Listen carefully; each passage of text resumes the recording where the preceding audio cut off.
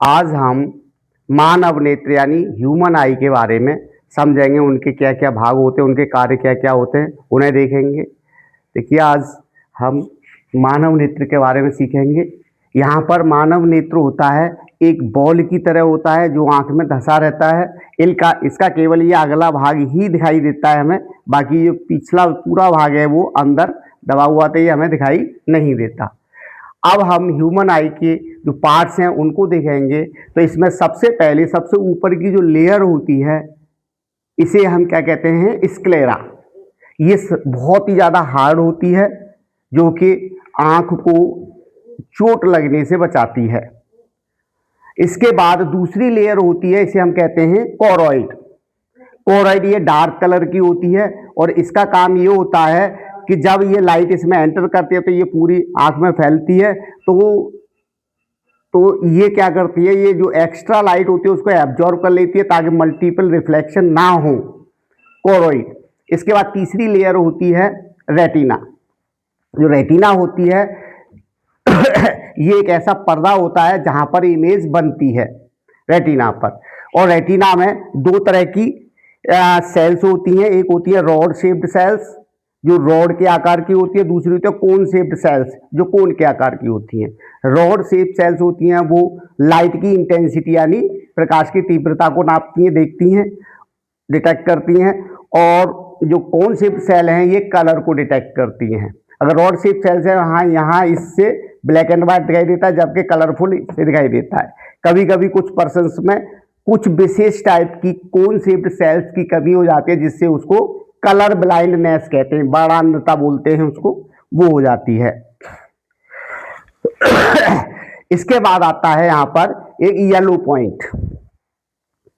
Yellow point जो होता है वो एक ऐसी जगह होती है जहां पर इमेज बिल्कुल साफ बनती है। हम फोकस करते हैं जिस पॉइंट पर, उसके आसपास की इमेजेस होती है वो थोड़ी ब्लर हो जाती हैं, लेकिन जिस बॉडी पर हम फोकस करते हैं वो इमेज क्लियर बनती है और उसकी इमेज यहाँ येलो पॉइंट पर बनती है।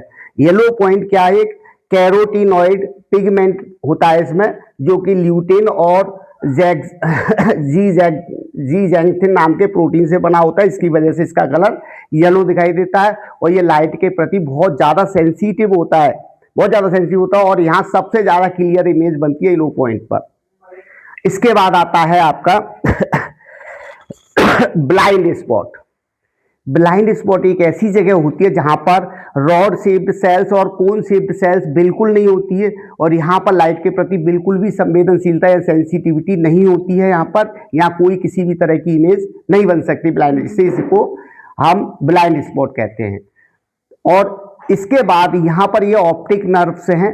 ऑप्टिक नर्व्स क्या करती है, ये पूरे रेटिना से सारी की सारी ऑप्टिक नर्व्स हैं वो यहाँ इकट्ठी होती है ब्लाइंड स्पॉट पर और यहाँ से होते हुए ये ब्रेन के लिए जाती हैं, ब्रेन के लिए जाते हैं जहां पर इमेज को हम इंटरप्रेट करते हैं ब्रेन में। अब देखते हैं इसका फ्रंट पोर्शन, आगे वाला पोर्शन। तो इसका सबसे आगे का जो भाग है इसमें ये कुछ मसल्स होती हैं, ये वाली, इन्हें हम कहते हैं रेक्टस मेडियालिस। ये मसल्स ऐसी होती हैं जो आई को घुमाने का काम करती हैं। हम साइड में देखते हैं, ऊपर देखते हैं, नीचे देखते हैं, ये सारी चीजें, ये सारा काम कौन सी करती है, रेक्टस मेडियालिस नाम की मसल्स आई को घुमाने का काम करती है। इसके बाद आता है सबसे अगला भाग है, इसे कहते हैं हम कॉर्निया। कॉर्निया, हिंदी में भी इसे कॉर्निया ही कहते हैं और ये ट्रांसपेरेंट होता है और हार्ड भी होता है, ये आंखों चोट से भी बचाता है, दोनों काम करता है। ये लाइट जब इसमें एंटर करती है तो पूरी की पूरी लाइट इसमें एंटर कर जाती है, ट्रांसपेरेंट होता है। इसके अंदर एक लिक्विड भरा होता है जिसे हम एक्वस ह्यूमर कहते हैं, इसको हिंदी में जलीय द्रव कहलाता है ये, और ये एक तरह से एक लेंस का ही काम करता है ये भी द्रव। इसके अंदर क्या है, एक ये पर्दा होता है ब्लैक कलर का, काला, जैसे ह्यूमन आई है इस तरह से बनाएंगे हम। इसके बीच में जो ब्लैक कलर का ये जो पर्दा होता है, इस पर्दे को कहते हैं हम आइरिश। आइरिश क्या होता है, ये क्या काम करती है, ये फैलती और सिकुड़ती है लाइट के अकॉर्डिंग, लाइट की इंटेंसिटी के अकॉर्डिंग फैलती या सिकुड़ती है। जब बहुत ज्यादा तेज लाइट होती है तो ये फैल जाती है, जिससे इसके बीच में जो पुतली होती है ये वाली, जिसे कहते हैं हम प्यूपिल, ये छोटी हो जाती है और इसमें लाइट कम एंटर करती है। कम लाइट, जब तेज लाइट आती है तो ये फैल जाती है और इससे प्यूपिल जो होती है उसका आकार छोटा हो जाता है और लाइट कम एंटर करती है। जब हम अंधेरे में जाते हैं तो ये धीरे धीरे सिकुड़ के प्यूपिल को चौड़ा कर देती है और वहां ज्यादा लाइट एंटर करती है और अंधेरे में भी हमें दिखाई देने लगता है। अगर ऐसा नहीं करेगी, अगर ये प्यूपिल पूरी की पूरी खुली रहेगी और तेज लाइट में, तो क्या होगा कि यहाँ पर बहुत ज्यादा तेज लाइट रेटिना पर पड़ेगी और हो सकता है हमारी आई में कोई डिफेक्ट हो जाए। इसलिए ये ऑटोमेटिक एडजस्ट होती है लाइट की तीव्रता को देखते हुए। कभी कभी हम लोगों को जैसे कमरे में लाइट अचानक से चली जाती है तो हमें बिल्कुल कमरे में कुछ भी दिखाई नहीं देता। वो ऐसा इसलिए होता है कि जब एकदम से अंधेरा होता है और उस समय हमारी ये जो सिलियर आइरिस है ये आपकी फैली हुई होती है और प्यूपिल का साइज छोटा होता है, तो कम लाइट एंटर करती है और उस समय हमें कुछ नहीं दिखाई देता। लेकिन जैसी लाइट चली जाती है उसके बाद धीरे धीरे 1 या 2 मिनट बाद ये आपकी आइरिस सिकुड़ जाती है और प्यूपिल थोड़ी बड़ी हो जाती है और ज्यादा लाइट एंटर करती है और हमें धीरे धीरे उस कमरे में कुछ कुछ ऑब्जेक्ट दिखाई देने लगते हैं। उसका रीजन इसी आइरिस के काम का है। इसके बाद आता है सिलियरी मसल्स।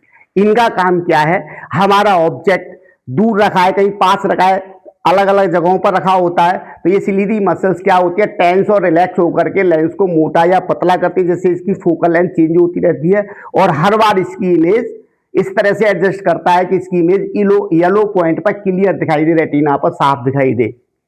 इस तरह ये सिलियरी मसल। कभी कभी हम क्या करते हैं, ज्यादा नजदीक से वस्तुएं रख लेते हैं तो सिलियरी मसल ज्यादा टेंस हो जाती हैं और हमारी आंखों में दर्द होने लगता है। उसका कारण यही है, इसीलिए हमें ज्यादा नजदीक से बुक पर नहीं पढ़नी चाहिए। इसके अंदर जाएंगे तो हमारे पास एक विट्रियस ह्यूमर होता है, इसको हम हिंदी में काचाव द्रव कहते हैं। ये भी ट्रांसपेरेंट होता है, ये भी एक तरह से लेंस का ही काम करता है। अब आता है इसकी परसिस्टेंस ऑफ विजन, यानी दृष्टि निर्बंधता क्या होती है। यानी जब कोई इमेज हमारी रेटिना पर पड़ती है, बनती है, तो वो 1 यानी 1/16 सेकेंड तक ये रहती है, 16वें भाग तक, सेकेंड के 16वें भाग तक ये हमारे रेटिना पर बनी रहती है, उसके बाद ये मिट जाती है।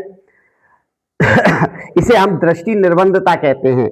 और इससे एक प्रैक्टिकल चीज ये है कि हम जब सिनेमा देखते हैं तो वहां पर क्या होता है, अगर हम 1/16 सेकेंड की जो आपकी परसिस्टेंस ऑफ विजन है, हम क्या करें, 1 सेकेंड में 16 इमेजेस से ज्यादा अगर निकालेंगे एक जगह से होकर के, तो हम उन इमेजेस में अंतर नहीं कर पाते। इसलिए जब सिनेमा हम देखा जाता है तो सिनेमा में 1 सेकेंड में लगभग 24 इमेजेस निकाली जाती हैं, 24 इमेजेस निकाली जाती हैं, जिससे हम पीछे वाली और आगे वाली आने वाली इमेजेस में अंतर नहीं कर पाते और वो मूवी हमें चलती हुई दिखाई देती है। यही रीजन है इसका दृष्टि निर्बंधता वाला। इसके बाद आता है power of accommodation. Power of accommodation है आपका ऑब्जेक्ट कहीं भी रखा होता है, इनफाइनाइट पे भी रखा हो सकता है और आपका नजदीक भी रखा हो सकता है, तो डिफरेंट जगह पर होता है। तो पावर ऑफ एकोमोडेशन यानी हमारी जो ह्यूमन आई है वहां आपकी पावर ऑफ एकोमोडेशन है आपकी इनफाइनाइट से 25 सेंटीमीटर तक होती है। इसका मतलब क्या, ऑब्जेक्ट अगर इनफाइनाइट पर रखा है तो हमारी जो सिलियरी मसल रिलैक्स हो जाती है और लेंस पतला हो जाता है, इससे इसकी फोकल लेंथ बढ़ जाती है और इसकी इमेज भी हमारी रेटिना पर बनती है। जब हमारा ऑब्जेक्ट नजदीक नियर बाई ऑब्जेक्ट रखा होता है कहीं पास में, यानी लगभग 25 सेंटीमीटर या उससे दूरी पर, अधिक दूरी पर रखा होता है, तो हमारी सिलियरी मसल्स हैं वो थोड़ी टेंस हो जाती हैं और लेंस थोड़ा मोटा हो जाता है और फोकल लेंथ घट जाती है। इसके बावजूद इसकी फोकल लेंथ है, फोकस इस तरह से किया जाता है कि इसकी इमेज भी येलो पॉइंट पे यानी रेटिना पे पड़े, क्लियर इमेज बने।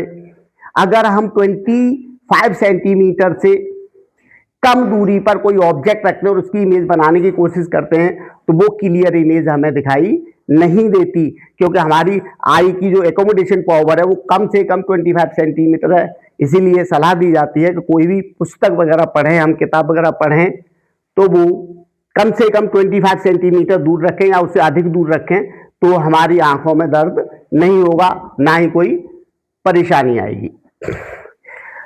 अब यहां से किसी ऑब्जेक्ट की इमेज रेटिना पर उल्टी बनती है, इसीलिए कोई भी है कैमरे में भी बनाते हैं तो कैमरे में भी ये इमेज उल्टी बनती है, इसीलिए उसे नेगेटिव कहते हैं। लेकिन जो हमारे पास जो ऑप्टिक नर्व से ब्रेन के लिए जाती हैं, इस इमेज को ब्रेन क्या करता है, सीधे करके इंटरप्रेट करता है।